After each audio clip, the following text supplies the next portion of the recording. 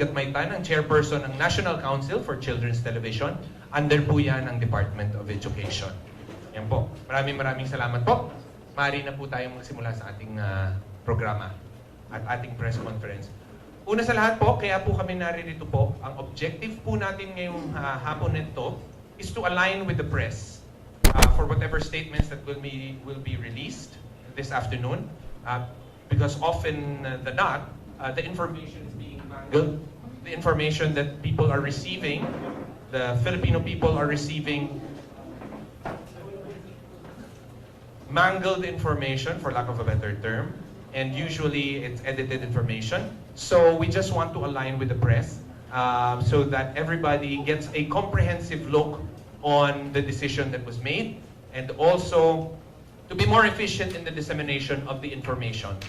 So, muli po, we would like to thank everyone in this room right now for being a part of this, because the objective of MTRCB this afternoon is to disseminate the information as truthful as possible and as precise as possible. And with you as our partners, thank you for being here this afternoon. We do not want our statements to be taken out of context, and we just want to show the public that, rest assured, every means was taken and every stone was turned and every base is covered with regards to discussing the case with Movie Television Review and Classification Board. So this is our press conference for today, 28th of September 2023. We also have our board member, one of our reputable board member, Ma'am Keats Musngi, who is also going to be a part of the panel, who is an educator. So just to begin the proceedings for this afternoon's press conference, we would like to call, of course, perhaps to the podium, or would you want to do it sitting down or standing up? So to the podium, the head of the adjudication committee that handled this case, Attorney Paulino Cases of the Movie Television Review and Classification Board, chairperson of the adjudication committee. Hello. Good afternoon, ladies, gentlemen of the press. Good afternoon. Today, we would like to announce that the Movie Television and Review Classification Board has issued its resolution affirming its 17 August decision to suspend the noontime television program, it's Showtime, for the same period of 12 airing days. This, in effect, denies the motions for reconsideration filed by GMA Network Inc. and ABS-CBN Corporation. To recall, the aforementioned networks were given 15 days to submit their respective motions for reconsideration regarding the July 25, 2023 episode of the live noontime television program Showtime, wherein during the show Isip Bata segment, the host, Ryan Bang, Vice Ganda, and Ayon Perez, allegedly acted indecently or inappropriately in the presence of children, alleged to be in violation of Section 3, Paragraph C of Presidential Decree 1986 and its implementing rules and regulations. Respondents, GMA Network Inc. and ABS-CBN Corporation timely filed their motions for reconsideration on the 13th and 18th of September 2023, respectively. Please note, the MTRCB chairperson, Lala Soto Antonio, inhibited herself from participating and voting on the subject case. To avoid violating the sub judice rule, we are precluded from discussing the merits of the case. However, we would like to emphasize that due process was strictly observed. We empathize with the avid viewers of the show However, the MTRCB is upholding its mandate as delineated under Presidential Decree 1986. The ruling aligns with our commitment to continually improve the effectiveness of our quality management system, our ISO standards, ensuring our processes are compliant with applicable statutory and legal requirements and responsive to the growing needs of our stakeholders. With that, thank you very much again and good afternoon to all. Magandang hapon po sa inyong lahat. Muli po, pagbibigyan po namin ng linaw yung tinatawag po nating sub judice sa inyong mga pagtatanong because we're going to field questions now from the press.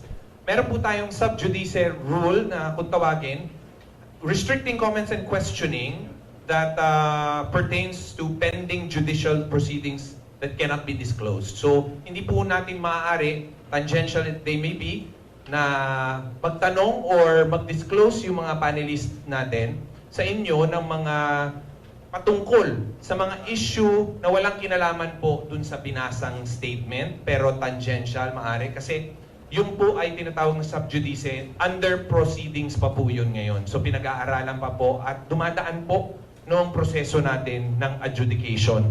So hindi po pwedeng magsalita yung mga panelista natin patungkol sa mga issue maliban dun sa isyung nabasa po. At muli po, binigbibigyan po namin ng diin. Ang noontime show discussion will be answered by Attorney Sunny Cases and Attorney Cesar Pareja. And we would like to reiterate the fact that our chairperson, Lala Soto, inhibited from these proceedings and from voting, including our board member who is also Val Soto. Okay? So yun po, nag-inhibit din po si board member Val Soto. So yun po, just to start the ball rolling with regards to the questions of the press, we have already questions from our media partners that sent these questions via email. So, for the MTRCB, has there been previous complaints lodged against its Showtime? And if yes, what are the actions taken by MTRCB knowing that there were violations prior to this? Yes, Chairperson? Lala Soto. Thank you, Vice Chairman. Good afternoon to all of you. The question is asking if there were previous violations. Vice Chairman, is that correct? Yes. We have given them, within a span of 1 year, the show has committed a total of 11 plus 1 violations within within 1 year. We dismissed 7 cases, gave 4 warnings apart from this issue about the segment Isikbata. Thank you, Chairperson. Anyone with from our press corps to ask the question to anyone from the panel? Any questions? Yes, ma'am. Ma'am, would like to ask, after this, can Showtime and GMA can all file a motion for consideration or appeal to the Office of the President? Or can ito po ay effective immediately? No, this is not effective immediately. Yes, they can file a motion for reconsideration and appeal to the Office of the President. For 15 days, ma'am. They have 15 days to do that, yes. So, Attorney Sani, would you like to explain the 15 days? Like, since this was being read, so from this time to when should they appeal, and should they not appeal, what would happen? Okay. The resolution, as we have mentioned earlier, has been issued today. So they will receive it today. Starting tomorrow, the 15-day period within which to file an appeal before the Office of the President will start to commence. Alright, within a period, they file. If they are not, if the Office of the President issues a resolution and they are not satisfied with the same, then they have another 15 days to go and file a motion for reconsideration again And then if they're not satisfied with that resolution, they go out to the Court of Appeals within 15 days. And the same process goes over again. They have another 15 days to file a motion for reconsideration, and thereafter they go to the Supreme Court. And that would be the final stage. Madam. So kung ang tanong po, para po sa ating mga manonood na sasalita ng Filipino, siguro, para mabigyan ng linaw, ang sinasabi po ni Attorney Sunny, ay hindi po mawawala kaagad yung programa sa ere. Kasi may 15 days pa po, yun po ang buong proseso. So may 15 days pa po noon, pagkatapos po noon, ay may 15 days pa po para umakyat din po sa Supreme Court. Kasi sa kanila na lang po yun kung sila po ay mag-aapila. Si Chairperson ay masasabihin pati po si Attorney Yes, Cesar. but as far as the MTRCB is concerned, this is our response. This is our resolution to their motion for reconsideration. Para sa kaalaman po ng lahat, matapos po kasing nag-issue ng violation, nagkaroon pa po ng pagkakataon, yun po ang dahilan kung bakit napapanood pa rin po ang Showtime. Umi-ere pa rin po. Hindi po talagang tinanggal kaagad. Kasi may prosesong sinusunod. Maaari pa po silang mag-apila. Kaya po, umabot sa ganitong panahon at ngayon nagdito po tayo at meron po tayong press conference para po bigyan ng hatol yung pag-aapila nila nung nakaraan. So pagkatapos po nito ay maaari pa ulit silang mag-apila. Yun po ang gusto po namin bigyan ng linaw. So isa po yan sa mga didiscussion. Ano po pong may mga katanungan pa po? Yes, ma'am.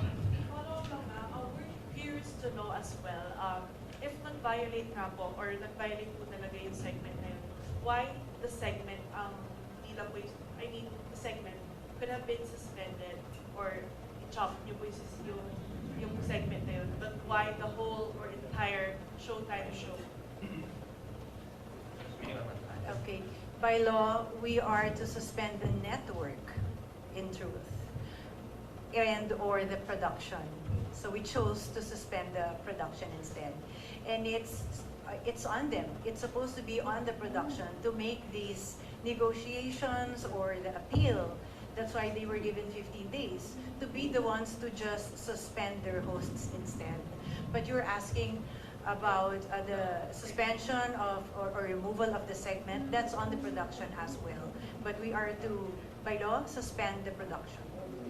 Na madaling salita po, ang sinasabi po dito ni Chairperson Nala ay ang maaari lang pong isuspend ayon sa batas, ang maaari lang pong suspendihin ng MTRCB ay yung produksyon at yung network. Hindi po maaari yung host. Ever since naman po, hindi po yun ginagawa. Kasi ang mandato po ng MTRCB ay sa mga stakeholders niya at sa mga clients niya.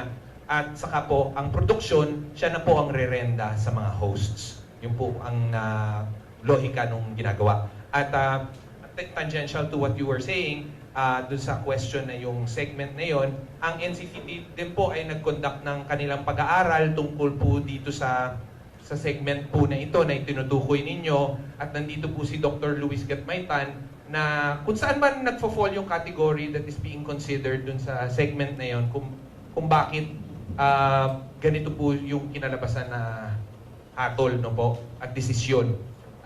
Nag-submit po ba ng material ang Showtime? Kasi nagsasubmit po ang mga child-friendly shows sa kanilang ahensya para ma-consider as child-friendly. Kung nag-submit din po ba ang programang It's Showtime?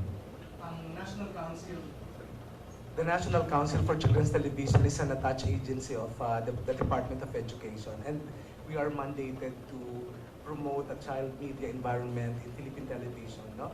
And dito po sa particular na, well, ang ginagawa namin, we ask the different broadcast stations, no, to submit their shows which they have classified as child-friendly or children's television. So parang sila mismo muna ang mag-identify. Tapos pag sinadmit, kami ang nagpa-validate. Kasi may batas na po tayo ngayon na 15% of the daily airtime ng bawat network should be devoted to child-friendly shows. No? So dapat 15% pag kinumpute siya sa total airtime ng isang network. And mismo yung Showtime, hindi naman niya kinlasify yung sarili niya na child-friendly. No? It's a noontime show. So kasi wala siyang submission sa aming NCCT na child-friendly yung show nila. But Pero based pa rin doon sa sinabit sa amin na review, no? A review of the incident. I think, related na ba dun sa review? Yes, yes. Oo. Parang ang council namin, gusto namin, of course, we want to make a fair assessment of the incident. So, nakita namin yung video and we convened our council members. Yung council members po namin 5, no? We represent 5 sectors sa ating sa society na tumatayo dun sa aming council. Meron pong representative ng parent sector, merong child development specialist sector, ako po yun. Merong broadcast media sector, we have also the academic sector and the child focus NGO. So may lawyers kami, may madre, may teacher, may sped teacher, may parent. And doon po nakita namin na kung ang palabas, sa tingin namin kung ang context ng palabas ay pang-adult talaga to at pinalabas sa isang time na pang-adult talaga yung nanonood at walang bata, no? Walang presence ng bata. At ito ay parang sila mga adults ang nagkukwentuhan at gumagawa nito. Sa tingin namin hindi sana yung naging malaking issue, no? But when done in the presence of children, na siyempre hindi natin, wala pang mga malisya yung mga bata na yung mismong parang idea na may aksyon na sinasabi at saka yung dialogue na sinasabi. Parang may suggestive kasi, no? May parang subliminal message. Na tapos may mga action silang ginagawa using their itong fingers, no? Normal naman sa batang ginagawa talaga yun eh. Sila man pag kumakain ng cake, di ba, ng icing, sinusubo nila sa bibig nila, pag kumakain sila ng chocolate or iba pang mga bagay, no? Pero hindi sila natatawa, di ba? Kasi normal nilang ginagawa. Ang nangyari siguro dito kasi yung context is merong tawanan na nagaganap among adults. Tapos may batang nandoon sa mismong segment na to na parang nag-wonder, bakit sila nagtatawanan? So, nag-arouse to ng curiosity and that curiosity siguro parang yun yung parang bakit nakakatawa? Doon napapasok ngayon na could it be sexually suggestive? Parang gano'n, parang gano'n na nagiging tingin. So, sa tingin namin, yung aspect ng parang sex and nudity at saka yung aspect ng language na dapat hindi gumagamit ng yung mga minsan may mga double meaning na mga na language. Sa bata kasi dapat klaro na black and white, walang mga gray areas, no? Kung sexually suggestive o kaya may mga language o dialogue na hindi klaro, nag-a-arouse to ng maraming tanong na hindi rin natin alam kung sino mag-a-address ng mga question na ng mga bata. And so, doon naging medyo dangerous siguro yung tingin doon. While ang tingin ng marami parang nakakatawa to, ganyan. Pero ang nangyari kasi, this is done in the presence of children at nag-wonder sila during the time na nanonood kung ano yung nagaganap among adults na parang may sariling language na nag-uusap-usap sila ni dialogue na nag-uusap-usap sila. Parang ganyan. Yan. Maraming salamat, Dr. Luis Gatmaitan. At syempre para sa mga nagtatanong, bahagi po ang MTRCB ayon sa batas, bahagi po ng National Council for Children's Television, ang MTRCB. As an ADCO. Advisory Committee member ng NCCT ang MTRCB. Yun po. Kaya po, we work hand in hand with the NCCT. Mayroon po pong mga katanungan na manggagaling po sa ating mga members of the press. Any questions? Questions? Ano daw po yung definition ng child-friendly? Okay, sige. Maganda pong yun, no, mahimay natin. Dalawa kasi yung, pag sinabi nating children's TV program, these are shows specifically directed at children. Kumbaga nung kini-create yung program, iniisip na agad nung director, nung writer, nung producer, na pambata itong palabas na to. So yung sensibility lahat pambata. Now, when we talk of child-friendly TV programs, these are programs not specifically directed at children. Pero, ito yung mga programa namang hindi makakasama sa development niya as a person. Physically, emotionally, mentally, psychologically. Okay din naman, no? So, we classify these shows as child-friendly shows. So, para pang pampamilya dating, gano'n. Hindi specifically pambata, pero hindi makakasama sa development ng bata. At so, yun yung pagkakaiba ng children's TV shows versus child-friendly TV shows. Maraming salamat. May mga nagtatanong pa, boss, kung Attorney Sani, how the decision was made, the process of how it was made. Ma'am, sino man yun, meron tayong process, no, yung complaints process na sinusunod. Now, dalawang klaseng complaints na pinanggagalingan. Yung first one, yung galing sa amin, monitoring and inspection unit dito attached sa ating agency. Nagmo-monitor sila, meron silang monitoring room, at pag may nakita silang medyo labag, then they make their incident report, and then binibigay sa Office of the Chair at saka sa Legal Affairs Division. Pag-aaralan din ng Legal Affairs Division kung ito ba ay may base. Kung may base po, then pino-forward nila with, of course, notice to the Office of the Chair sa Adjudication Committee. That's one process. Ano? Yung isang process naman, pag may natatanggap kaming mga complaints from the viewing public na to, yan ay pumapasok by yung ating official social media or emails, etc. Quite telephone, hard copy na letters, etc. From there, ganun din ang process. I-forward din nila sa Office of the Chair, and from the Office of the Chair, malalaman, titignan nila, also Legal Affairs Division, kung ito meron merit o wala. Thereafter, bibigay nila or i-endorse nila sa Adjudication Committee. After which, meron kaming Adjudication Affairs Committee, magkakaroon ng recommendation sa findings. Ano po? Pag ito ay medyo may labag at may penalty, then pinipresent namin sa board as a whole. Of course, magkakahearing doon, no? We will give them a chance to present their position within 5 days. Gusto pa nila mag-file ng additional documents, they have all the right. But we observe a due process strictly. Thereafter, the committee comes up with its recommendation. And then it's submitted to the board and back. Pag-usapan doon, kung talaga bang labag, kung tama ba yung recommendation ng Adjudication Committee. Pag they find meron, then they decide on the penalty. Again, ito nire-resolve ng board as a whole. Pag-uusapan yan. Kompleto naman po yung mga board members ng pinanggalingan industriya. Karamihan po ng board members ay galing sa media.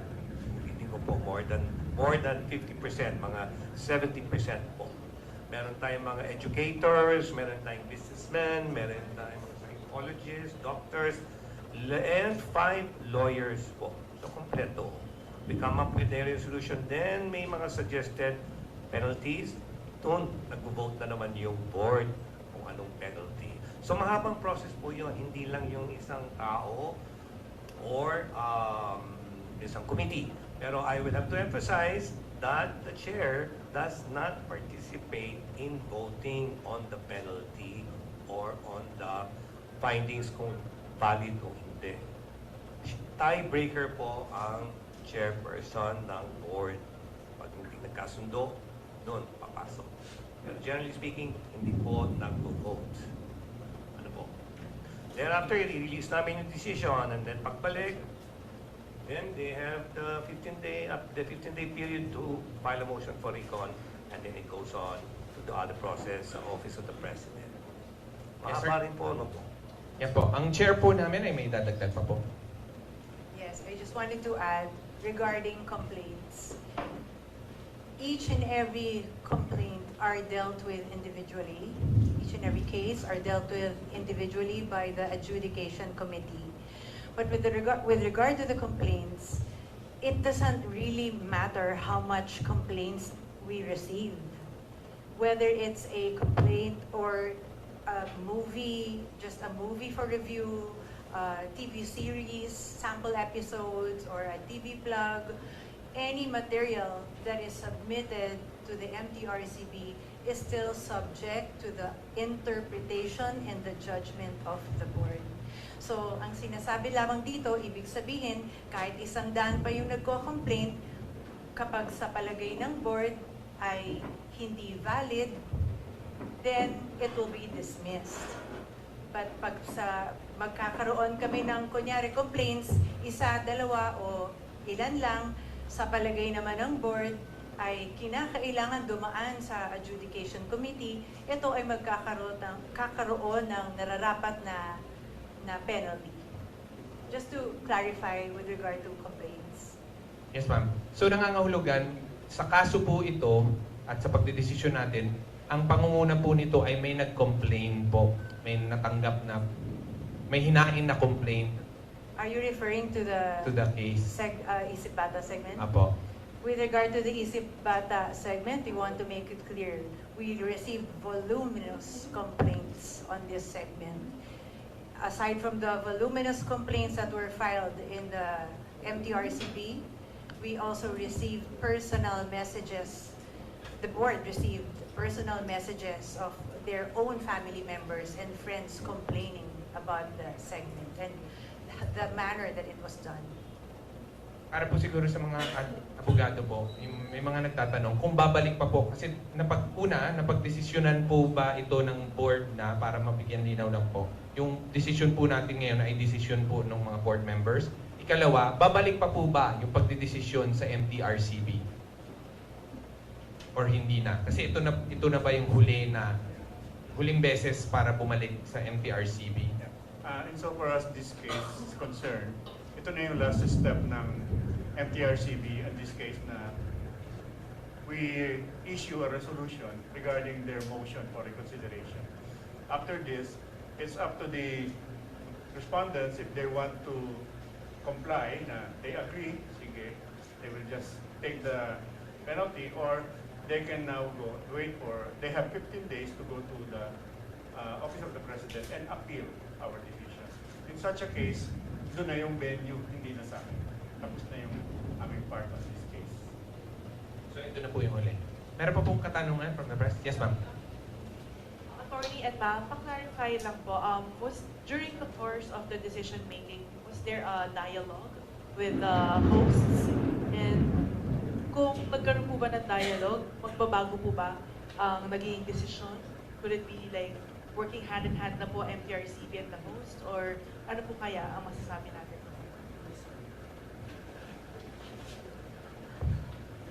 No effort, no dialogues, no form of coordination or cooperation with us. So ma'am, pero pinatawag po ba sila? Yun yung isa pa pong na ipatawag sila ng adjudication committee. Nagkaroon po Of course, they were given a notice to appear.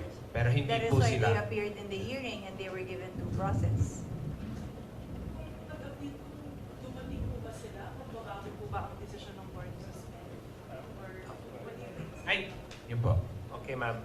Yung sasabi yung dialogue, yung we said notice to appear nga, di pupunta sila po, yung production, yung crew, etc. Andun, nag-uusap na kami dyan. And then lahat ng sasabihin nila, pwede lagay sa position paper. Okay, there are times may mga complaints na, okay, sasabihin lang, they apologize for what happened, it was not intentional, walang malicious intent, walang bad faith, etc. So, natitemper yun, no? And then, yun na nga, kaya even Showtime, sa mga ibang kaso yan, nabigyan lang ng warnings, stern warnings, admonishments, etc. sa mga ganyang klase. Memos, etc. Pero in this case, they were given the same treatment. Nagkaroon sila ng paraan o nagkaroon sila ng opportunity to be heard. Nagsabi ng position paper.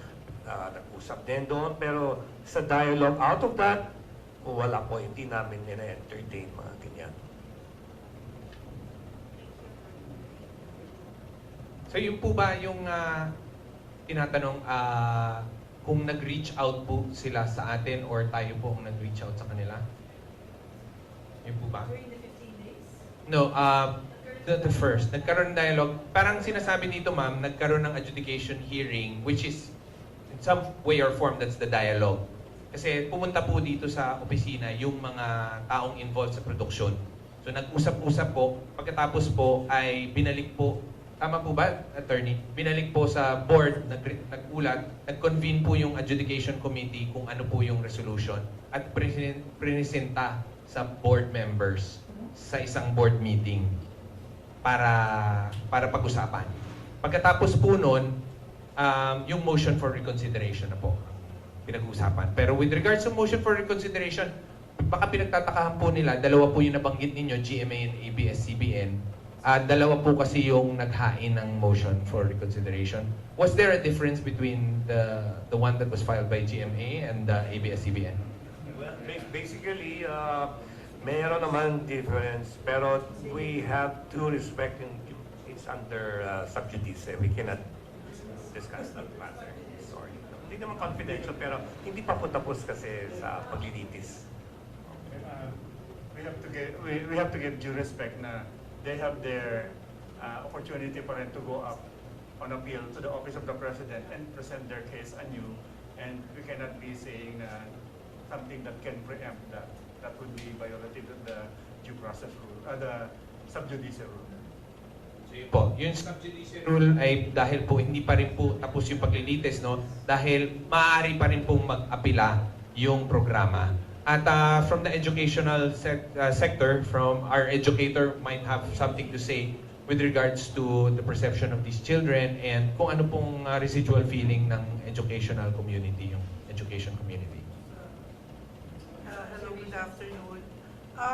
Well, as we have given already the final, as far as MTRCB is concerned, the final verdict or decision, for the educational sector, most of the children we are very concerned about, and we want to also take in consideration the effects that it might have on them. So that's why when we were making the decision, kasama na rin po yun. That's what President Luis said. May effect po kasi yun, especially when you want a PG rating show na child friendly supposedly. We have to see the effect on that with the children, not only in the studio. Take note, the children watching on television, because these people, the children, may not have an adult or may have different thoughts on it. So it's not only the children in the studio with the segment, but we are also taking into consideration all the children who might have seen the portion of that show. So, Any question? Yes. Attorney, you mentioned kanina po that the board members are comprised of educators, businessmen, doctors, and lawyers. But you didn't say, just for transparency, ilan po yung members ng board? Well, there are 30 board members. 30. 30, one vice chair and one chair. So 32 lahat. Okay. Was the vote to deny the MR unanimous? Majority po, or big majority. Ilang percent po? I would say out of the 30 board members, 27 voted to deny. Okay. 27 versus 3. Yes po. Apo. Chair Lala, kasi po, after the first decision was released, you know, we are all aware of the backlash, you know, the things that have been said about you, about the agency. And you already clarified that you inhibited, in fact, you are not voting. Sabi ni attorney kanina, your role is just a tiebreaker. Hindi maalis sa isip ng tao the conflict of interest. Kahit po na hindi kayo bumoboto, you are in fact still a family member of a competing show of its Showtime. Ano po yung position nyo doon sa statement na sinasabing conflict of interest? First, I truly believe my being a Soto or my father's daughter should not be taken against me. Instead, it should even be taken positively that I am someone who grew up in the industry. I am someone who loves the industry and understands the industry. I really believe that we should respect others' opinions. Also, that's their opinion. There's nothing I can do. I am just doing my job humbly and justly. How about the calls for your resignation, Chair? I'm not going to satisfy the whims of my detractors. And lastly, may mga social media uploads and complaints about the lubid. How are you handling that right now? It will be sub judice. I yield to Attorney Sani Cases, the chairman of the Adjudication Committee. Sir, as of date, the incident, or Lubid incident, if you want to call it like that, it is pending before the Legal Affairs Division of this agency. And we have not yet received an endorsement or referral from that department. So right now I cannot say or should not say anything regarding that matter. Lastly, is there a difference if the production issues an apology ahead of an MTRCB decision? That would be, to my mind, I do believe, that it's a case-to-case basis. Depende po yan, no? Kung grabe talaga, maski mag-apologize ka dun sa ginawa mo, talagang makita naman maliciously done. No matter how you apologize, if the facts are really grave, and you can determine from that talagang talagang may kasalanan. So, perhaps magkakaroon ng mitigating effect. Pero kung let's say naman hindi naman masyadong malubha yung ginawa, hindi naman sobra, ay mag-apologize ka agad immediately thereafter. It was innocently done. It was just an outburst of something or kalokohan lang. It was a joke. Walang intent. Then, we can take that very much into consideration po. And we have done that many, many times po. Is cursing on air grave? Yes po, it's not allowed. Especially pag-program, noontime show program, hindi po pwede yun. Okay, yung kay Wally po, ano niyo na-handle? Again, yung Wally incident that is pending before us, so we cannot say what will the outcome be for the moment. Thank you po. Yung kasi hindi naman malabas in the past. Yes. So it might as well just clear the air.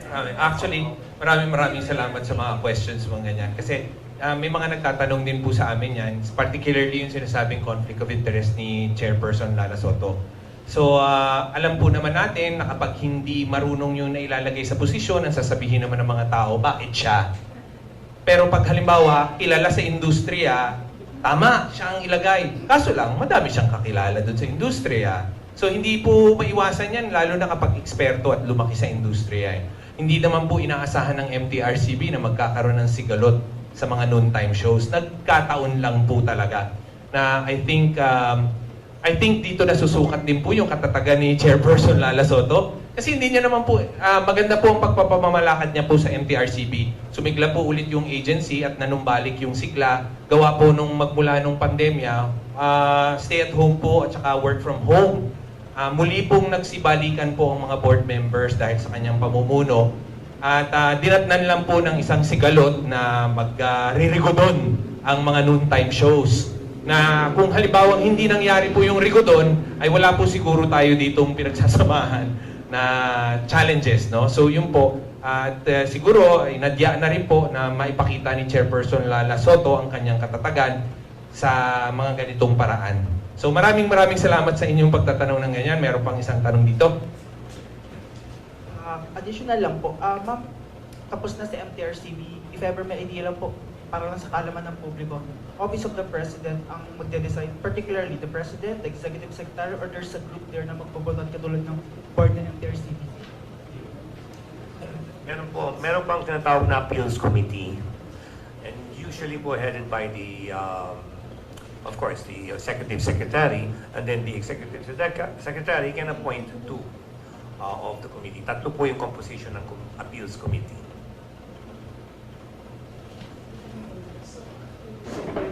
Pwede po sila pa. Yes po.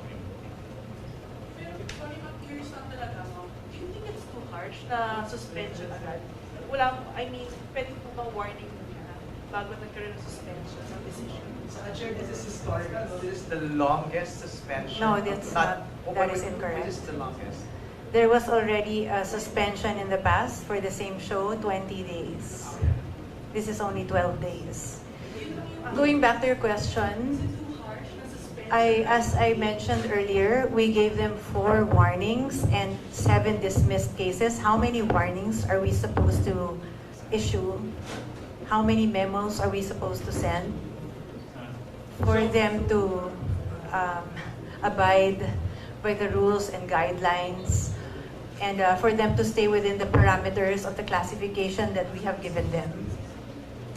So, Oh, Chair, yes, ma'am. Yes, Hi, ma'am. MJ. Yes, ma'am. So meaning parang the ship has sailed when it comes to its showtime and of course no reconciliation. It's gonna be the process that they have to go through, which is office of the president. MJ, we already gave them 15 days. As in the past, it was always immediate suspension. We gave them 15 days. And We've been balikan, very lenient. balikan lang po natin yung sa EAP. May bearing po ba kasi yung apology na pinadala ng ano no, na through one of the creative heads na si Jenny Ferres sa MTRCB. Does that have a bearing in terms of how you will process and decide on the rope joke that happened on the Saturday episode? Say you to Attorney Cassidy. Yes, to Attorney Cases. Madam, again, sub-judice nga po yung pinag-uusapan pa. No? But I would like to say, sabi ko, case-to-case basis ngayon. You know? I cannot say in this case kasi pinag-aaralan pa ng Legal Affairs Division namin. But, we received already the apology letter. Okay, yes. But tingnan natin, pasagutin muna rin natin sila. Bakit? Ano nangyari? Ba't mo nasabi yun? How was it done? Was it done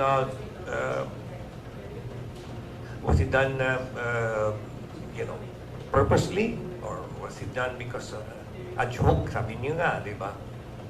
Joke. So tingnan natin po. Darating po tayo dyan in due time. Yan ang unang inaasahan yung May 1 na resolution. Yes, also, this took too much of our time, no? Itong isa. So, it's true naman. So, we will get to do that forthcoming, yes? Yung po sinasabi ni... I just wanted to add, Yes, ma'am. sorry Yes, ma'am. to interrupt. I just wanted to add to that. These aren't the only cases that we are dealing with. We also have unregistered cable entities, and these are violations. And it's been very tedious for the MTRCB. So marami rin kaming masyadong mga inaatupag na mas serious na mga kaso. Yung po yung sinasabing, reiterate lang ni Attorney Sunny Cases, matagal din po yung proseso, mahaba. So, aabangan po ninyo para doon sa ibang mga kaso, ganun din po yung ibibigay na pagdidildil at pag-aaral doon sa ibang mga kaso. I think na-answer na, na-satisfy na yung pagiging harsh ng 12 days because of the violation warnings in the past. At nagpapasalamat po kami sa press kasi yung madalas ang sinasabi, hindi nabalitaan ng mga tao. So nagulat na lang sila, yan lang, bigla na lang ganun. So nagpapasalamat kami dahil sa inyong tulong ay nade-disseminate yung information na ganun. So maraming salamat. May add yung sa harshness, ma'am, just for your consumption. Meron bang gustong i-cancel na yung noontime show? Meron 6 months, meron 1 year. So what is harsh, no? So we don't want to entertain those suggestions, no? So kami nag-usap kami, the board decided on its own. We don't want to be swayed by the public on this. So I don't know what is harsh. Ano po? Any more questions? Okay na. Just a few words from Attorney Cesar Parejo before we wrap this up. Maybe just to clarify, I think we have a statement that we gave out about the what was violated in the second paragraph there, in the last portion, the last sentence. What was violated was Section 3C of Presidential Decree 1986 and its implementing rules and regulations. We'd like to clarify that the implementing rule and regulation violated is Section 2B1, Chapter 4 of the implementing rules. Hindi lang naisama yung caption ng numbers na yun here. So, we're coming up with an updated version of this, including the specific number of the implementing rule that was violated. So it's no longer 3C? No, it's still 3C. It's in violation of 3C of Presidential Decree number 1986 and its implementing rules. The implementing rule, we like to specify also which of those implementing rules. So we will just add a line about those numbers. So maybe papalitan later. Thank you. Maraming salamat sa inyong pagdalo sa aming press conference. Maraming salamat sa pagdi-disseminate ng information. At muli po, ang MTRCB ay magpapatuloy sa pagsisilbi para sa kabataan at sa samayan ng Pilipino. Maraming salamat. Thank you very much. Sa susunod na Presscon,